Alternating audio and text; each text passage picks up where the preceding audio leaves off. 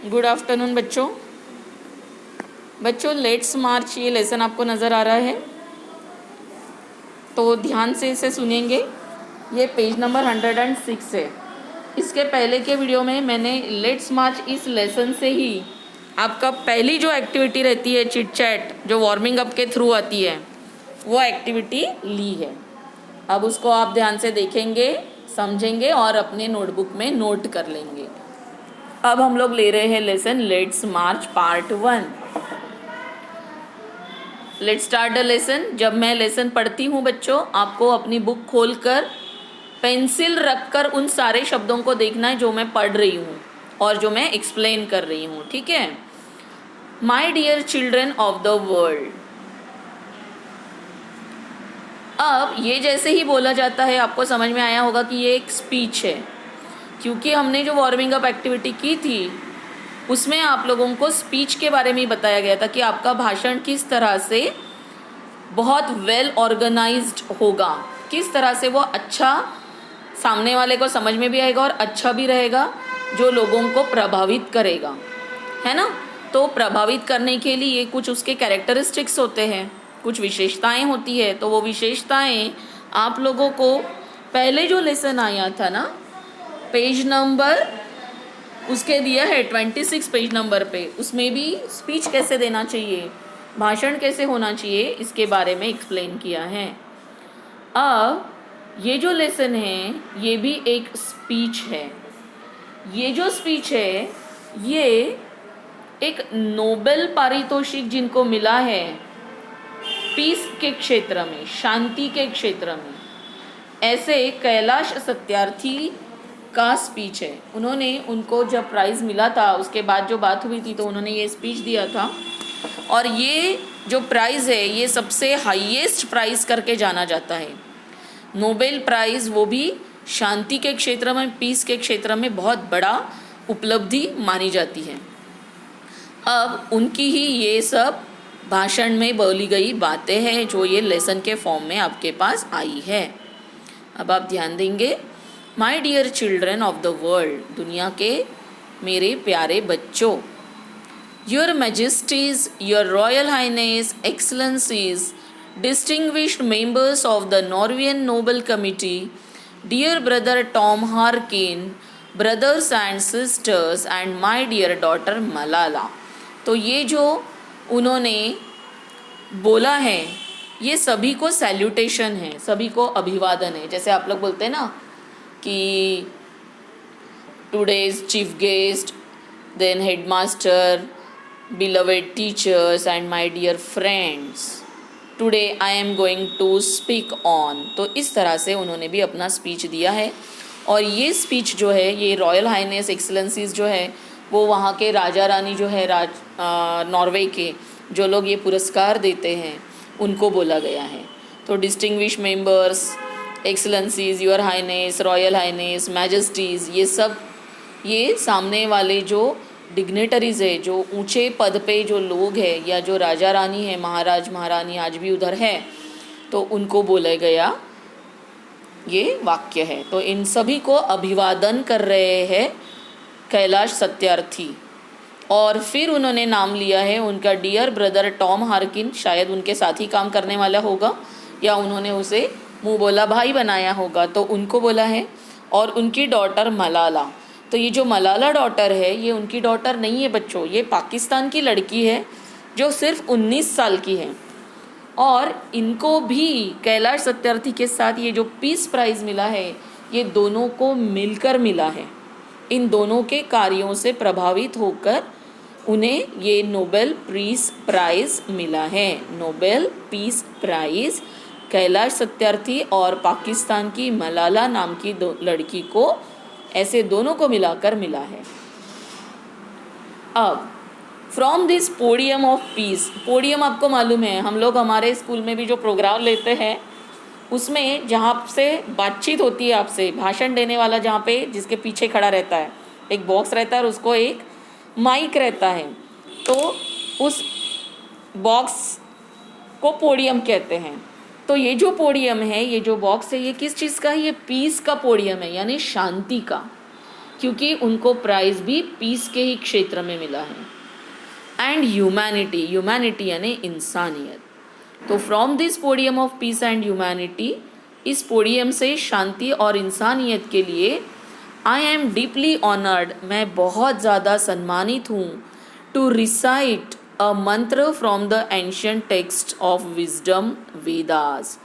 कि उन्होंने जो अपने भाषण की शुरुआत की थी ना, तो उन्होंने वेद के जो मंत्र थे वो उन्होंने वहाँ पे गाए थे। तो ये जो वेद मंत्र है ये बहुत पुरातन है, एंशियंट है, ठीक है। तो ये ancient text of wisdom Vedas, तो ये जो वेद मंत्र है इनको टेक्स्ट ऑफ विजडम कहा गया है, यानी ज्ञान का पाठ। आपको असली ज्ञान का पाठ जो है ये हमारे 4 वेद जो है उनमें से ही मिलेगा। मैं बहुत आपको एक्स्ट्रा नहीं बताऊंगी क्योंकि ये लेसन वैसे ही बहुत बड़ा है, नहीं तो मैं वेद के नाम वगैरह भी आपको बता सकती हूँ, लेकिन आपने को सभी को ये सब कुछ मालूम है। वैसे ही नोबेल प्राइज़ कितने क्षेत्रों में मिलता है वो क्षेत्रों के नाम भी आप जान सकते हो अपने यूट्यूब पे ढूंढकर या गूगल पे ढूंढकर। ये सब जानकारी मैं नहीं दे सकूँगी क्योंकि लेसन बहुत ज़्यादा लेंदी है, बहुत बड़ा है। तो ये जो वेद है हमारे वो ज्ञान का पाठ है हमारे लिए, और उन ज्ञान के पाठ को वो रिसाइट करते हुए लोगों के सामने उन्होंने वो गाए भाषण देने के पहले, और वो कहते हैं कि मैं सम्मानित महसूस करता हूँ खुद को कि मैं ये मंत्रों का जाप कर सका। This mantra carries a prayer and aspiration and a resolve that has the potential to liberate humanity from all man made crisis. So this mantra carries a prayer, ये मंत्र में प्रेयर है, प्रेयर आपको समझ में आती है। एंड एस्पिरेशन यानी आकांक्षा है, उम्मीद है। एंड अ रिजॉल्व यानी एक संकल्प है, कुछ ठानने का, कुछ करने का। That has the potential to liberate, और उसमें ये सारे मंत्रों में प्रेयर है, आकांक्षा है, संकल्प है, और इन सब में एक पोटेंशियल है, एक क्षमता है टू लिबरेट ह्यूमैनिटी, जो इंसानियत को आज़ाद करे। लिबरेट यानी आज़ाद करना। From all man made crisis, और किससे आज़ाद करना है? तो मैन मेड यानी मानव निर्मित, क्राइसिस यानी संकटों से आज़ाद करने की क्षमता इन वेद के मंत्रों में है, जिसमें प्रेयर, एस्पिरेशन और रिजॉल्व है। यानी प्रेयर है यानी प्रार्थना है, एस्पिरेशन यानी आकांक्षा है, और रिजॉल्व यानी संकल्प है। ये सारे तीनों चीज़ें हमारे वेद मंत्र में होती है, और ये वेद मंत्र जब हम बोलते हैं तो हमारे अंदर एक पोटेंशियल, एक क्षमता आती है जिससे हम मानव निर्मित संकट से इंसानियत को आज़ाद करें।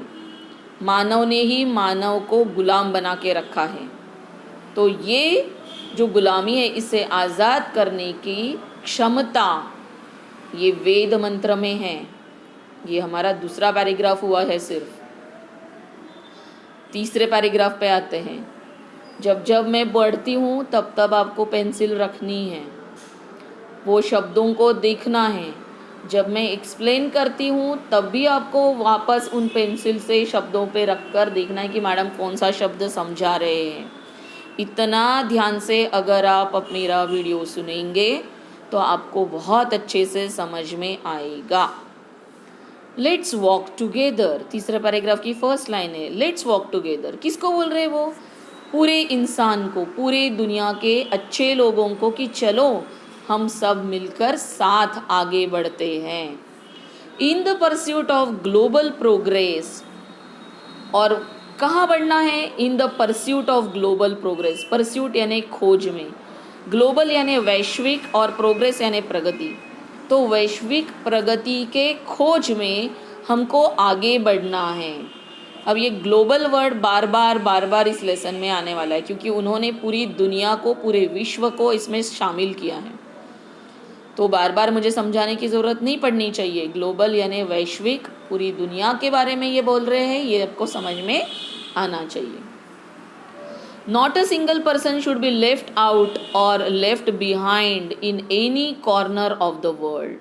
तो दुनिया के किसी भी छोर में, किसी भी कॉर्नर में एक भी व्यक्ति रह नहीं जाना चाहिए।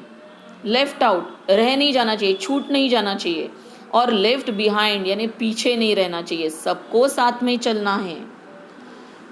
From east to west, from south to north. और दुनिया के छोर ईस्ट से वेस्ट, पूर्व से पश्चिम, और साउथ से नॉर्थ यानी दक्षिण से उत्तर, जितना देश का हिस्सा व्याप्त है, पूरा अमेरिका से लेकर इंडिया, ऑस्ट्रेलिया, अफ्रीका, सारे कॉन्टिनेंट्स, इन सबको वो बोल रहे कि यहाँ के हर एक इंसान को पीछे नहीं रहना है, छूट नहीं जाना है, साथ में चलना है। और किस लिए साथ में जा रहे हैं ये सब लोग मिलकर? ये वैश्विक प्रगति की खोज में जा रहे हैं। और विश्व की प्रगति कैसे होगी बच्चों? जब विश्व के सारे लोग एक जैसा महसूस करेंगे, काम करेंगे, आगे बढ़ेंगे, है ना। अब हम लोग आते हैं चौथे पैराग्राफ में। Let's speak together, let our minds come together. Let's speak together, सब लोग मिलकर बोलते हैं, सबकी एक आवाज़ होनी चाहिए। Let our minds come together, हमारे सबके दिल, सबके दिमाग एक होने चाहिए, यानी सबके विचार एक ही जैसे होने चाहिए। Learning from the experiences of our ancestors. और अब हम लोगों को कहाँ से सीखना है? हमारे एंसेस्टर के एक्सपीरियंस से। एंसेस्टर यानी पूर्वज, हमारे जो पूर्वज थे उनके कुछ एक्सपीरियंस है, उनके कुछ अनुभव है, उससे हमको सीखना है। और हमेशा बच्चों, हम जब भी कुछ सीखना चाहते हैं ना, तो हमारे जो पहली पीढ़ी है, यानी जैसे हमारे मम्मी पापा हैं, हमारे दादी दादा, नाना नानी हैं, इनसे ही हम सीखते हैं। हम इनसे क्यों सीखते हैं? क्योंकि इनके पास एक्सपीरियंस होता है, अनुभव होता है। तो पढ़िए फिर से ये 2 लाइन्स आप लोग।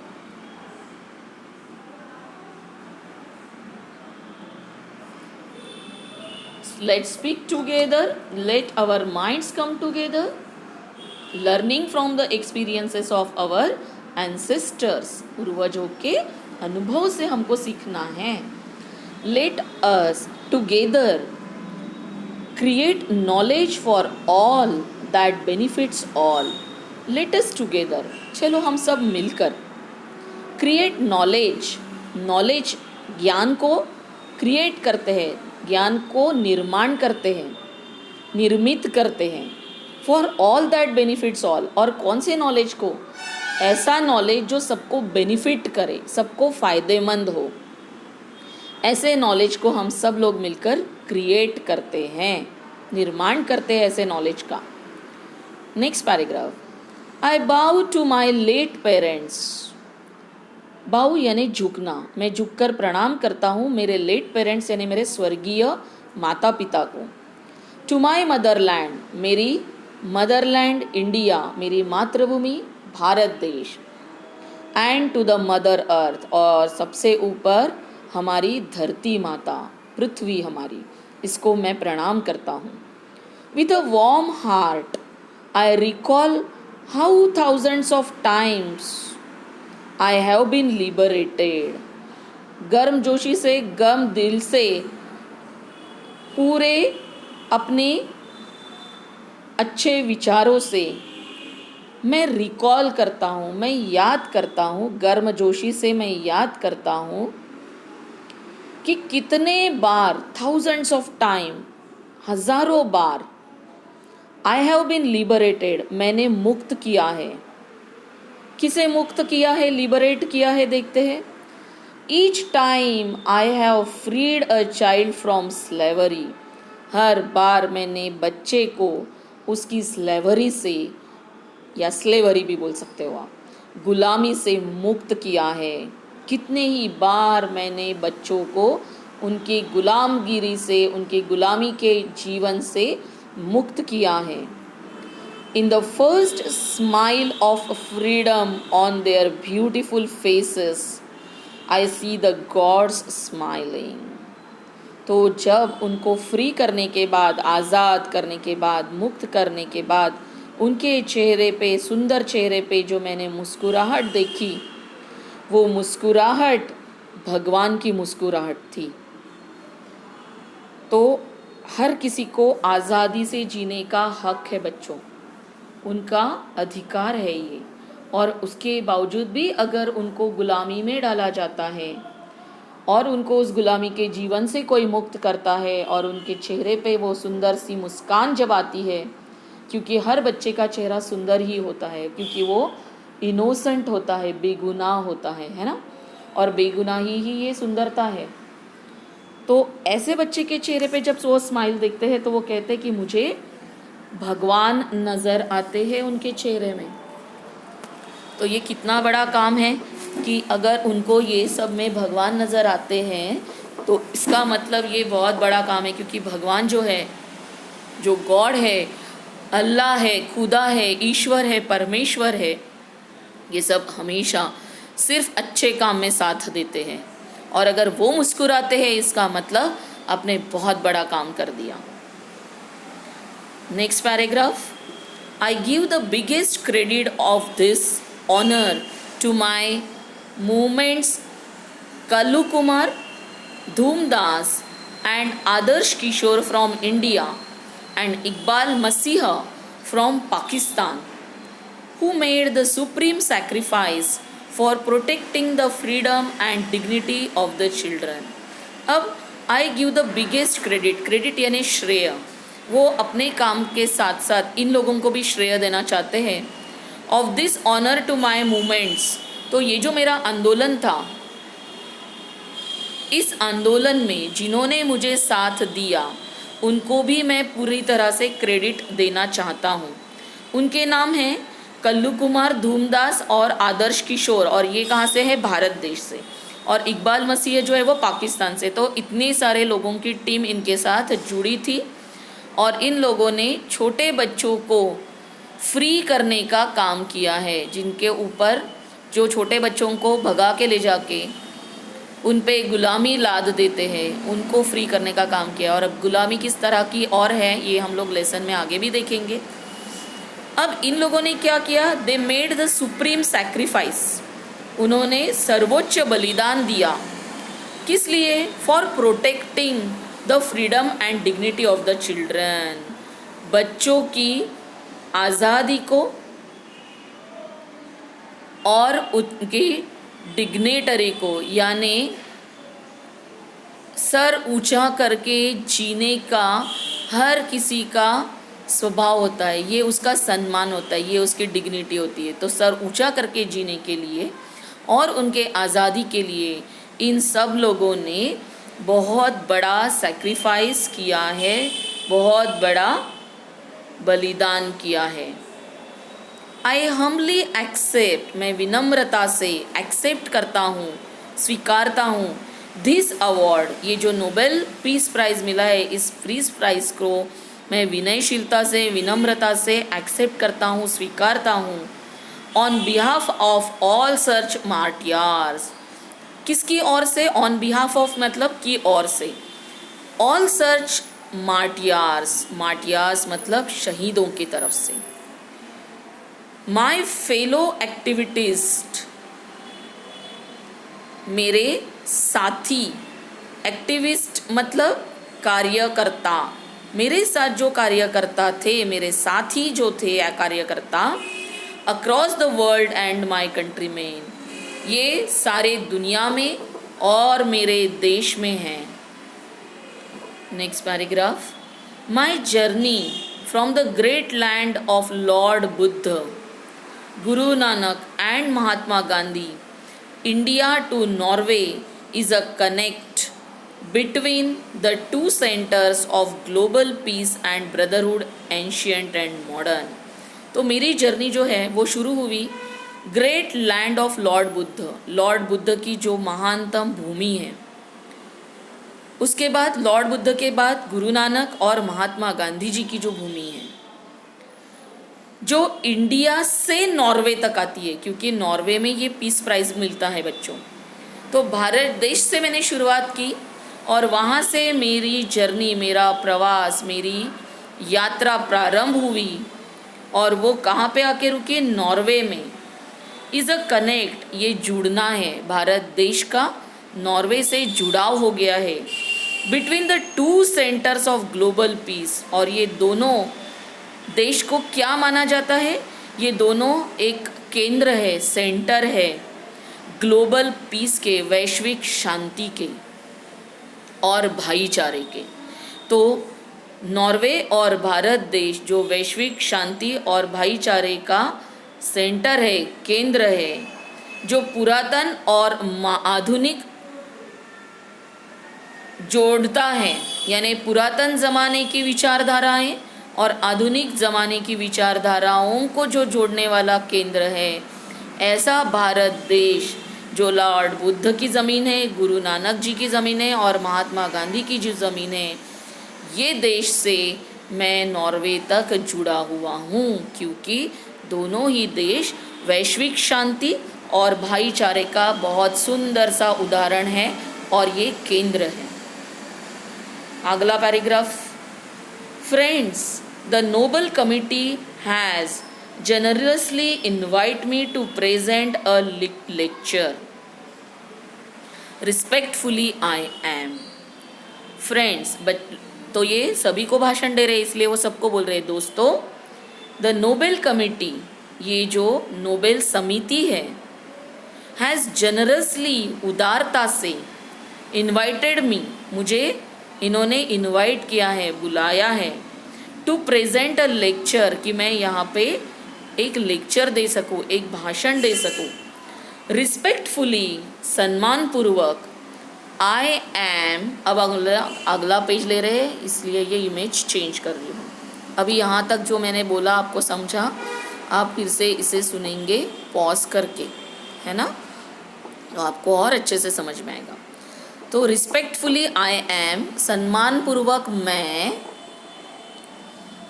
अनेबल टू डू दैट, ये काम मैं कर नहीं सकता, रिस्पेक्टफुली मैं ये काम नहीं कर सकता, यानी कहीं तो भी उनके दिल में कोई बात है जो उनको खाए जा रही है। अब देखते हैं आगे, because I am representing here the sound of silence, क्यों नहीं कर सकता, क्योंकि मैं यहाँ पे प्रतिनिधित्व कर रहा हूँ, रिप्रेजेंट कर रहा हूँ।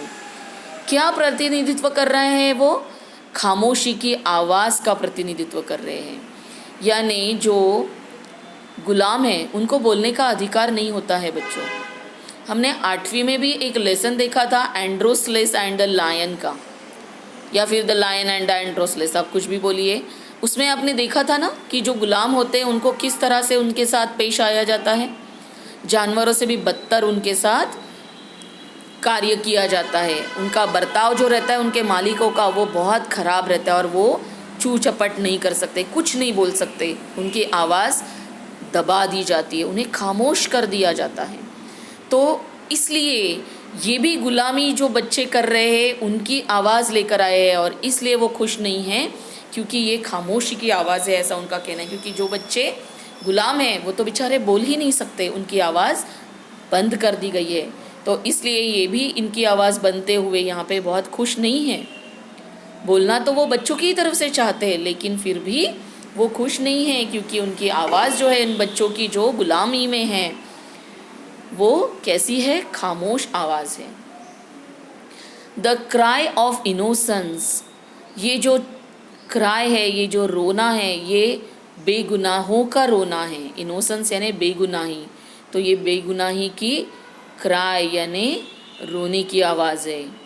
And the face of invisibility, और ये ऐसा चेहरा है जो कभी सामने नहीं आता, अदर्शन का चेहरा है ये, फेस ऑफ इनविजिबिलिटी यानी विजिबल यानी दिखना, और इनविजिबिलिटी यानी नहीं दिखना। तो जो गरीब और बेगुनाह लोग होते हैं उन्हें कोई नोटिस नहीं करता, इन्हें कोई देखता नहीं है, और ऐसे ना दिखने वाले लोगों की मैं आवाज़ बनकर आपके सामने आया हूँ। आप देखिए, अमीर लोग, बड़े लोग, ऊंचे पद पे जो लोग होते हैं वो कितना बोलते हैं, वो कितना अपने आप को बताते रहते हैं, और उनके अंडर में काम करने वाले बेगुनाह लोग जो होते हैं, उनके जो गुलाम हैं या उनके अंडर में छोटे मोटे जो काम करने वाले, वो लोग बोल नहीं सकते हैं, उनकी आवाज़ दबा दी जाती है। तो ये लोग दिखते भी नहीं हैं, ये सामने सामने भी नहीं आते, ये सारा काम कर देते हैं, पीछे हो जाते हैं। और फिर सामने कौन आता है? जो बड़े बड़े लोग होते हैं कि हमने ऐसा किया, हमने वैसा किया। तो ये बड़े लोग जो होते हैं उनके आवाज़ में ये छोटे लोगों की, जो काम करने वाले मजदूर होते हैं, इनकी आवाज़ दबा दी जाती है। और अगर वो छोटे बच्चे और औरतें हो तो उनके साथ तो और भी बुरा होता है, वो तो और दबा दिए जाते हैं। हमेशा देखना बच्चों, समाज में ऐसे ही लोग आगे बढ़ते हैं जो कोई हैसियत रखते हैं, और जो गुलामी करते हैं, जो इस तरह के काम करते हैं जो उन्हें सेवा के तौर पे बोला जाता है, वो लोग हमेशा ही अपना चेहरा नहीं दिखा सकते, वो अदर्शन हो जाते, क्योंकि लोग उनकी तरफ ध्यान ही नहीं देते। ध्यान किसकी तरफ दिया जाता है? जो पैसा है, जिसके पास पावर है ना, ऐसे लोगों के। तो अगर ये बच्चे, छोटे छोटे बच्चों को इस तरह से वो काम कराते होंगे तो वो क्या दिखते होंगे या क्या वो बोलते होंगे? I represent millions of those children who are left behind, and that's why I have kept an empty chair here as a reminder. अब मैं इसीलिए खुश नहीं हूँ क्योंकि मैं ऐसे मिलियंस ऑफ दोज चिल्ड्रन, करोड़ों लाखों जो छोटे बच्चे हैं उनको मैं रिप्रेजेंट करता हूँ, उनका मैं प्रतिनिधित्व करता हूँ, जो मेरे पीछे रह चुके हैं। या हो सकता है कि उनमें से कुछ लोग तो गायब भी हो गए होंगे, कुछ की डेथ हो गई होंगी काम करते करते। तो इन सबको याद करके मैं उनके तरफ से बोलता हूँ, और इसीलिए मैंने अपने बाजू में एक चेयर एम्प्टी, खाली रखी है, जिससे मुझे रिमाइंडर मिले, मुझे याद हो कि मैं ऐसे लोगों की आवाज़ बना हूँ जिनकी आवाज़ दबा दी गई है, या जिनको पूरी तरह से नष्ट कर दिया हो, ख़त्म कर दिया हो, या काम से जो चूर हो गए हो। देखो कितना मुश्किल है ये सब एक्सप्लेन करना, इसीलिए आप बार बार मेरा वीडियो सुनेंगे और बार बार पढ़ेंगे। Next paragraph, I have come here only to share the voices and dreams of our children. मैं यहाँ पे सिर्फ आपके सामने उन बच्चों की आवाज़ लेकर आया हूँ और उन बच्चों के सपने लेकर आया हूँ। किनके?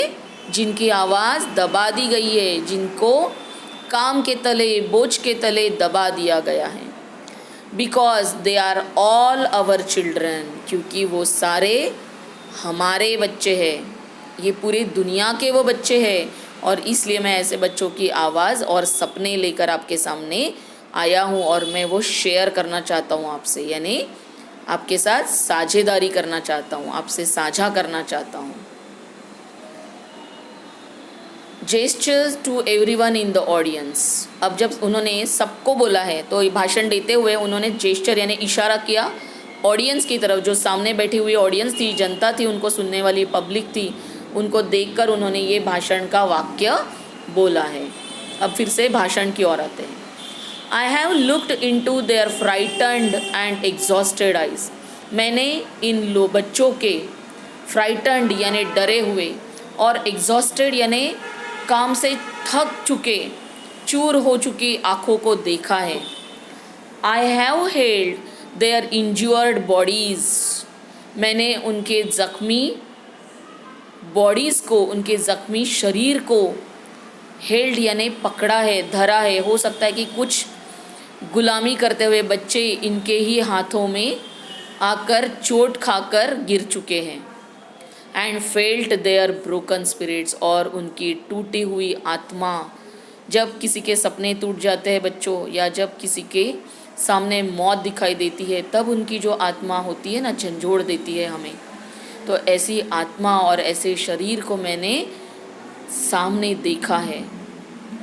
अब उन्होंने कुछ एग्जाम्पल दिए कि उन्होंने किस तरह के बच्चों को या किस तरह के उदाहरणों को देखा है। Next paragraph, 20 years ago, in the foothills of the Himalayas, I met a small skinny child laborer. 20 साल पहले foot hills of Himalaya, Himalaya का जो नीचे का हिस्सा था जहाँ से चढ़ाई होती है, ऐसा नीचे के हिस्सों में I met a small skinny child labour. मैं एक छोटे से पतले बाल श्रमिक को मिला हूँ। स्किनी यानी जिसकी स्किन चिपक गई है उसकी हड्डी को, इतना दुबला पतला। चाइल्ड लेबर, एक बाल श्रमिक को मैंने देखा है, मैं मिला हूँ। ही आस्क मी, उसने मुझे पूछा, is the world so poor that it cannot give me a toy and a book. उसने पूछा कि क्या दुनिया इतनी गरीब है कि वो मुझे किताब और खिलौना नहीं दे सकती। Instead of forcing me to take a gun और अ टूल, और उसकी बजाय उन्होंने मुझे मजबूर कर दिया कि मैं या तो गन बंदूक उठा लूँ या फिर कोई औज़ार उठा लूँ जिससे मैं काम करूँ। तो ये इनका पहला उदाहरण है। यहाँ पे हम रुकते हैं बच्चों, हम फिर से 107 पेज नंबर का बचा हुआ हिस्सा लेंगे। अभी आज के लिए इतना काफ़ी है।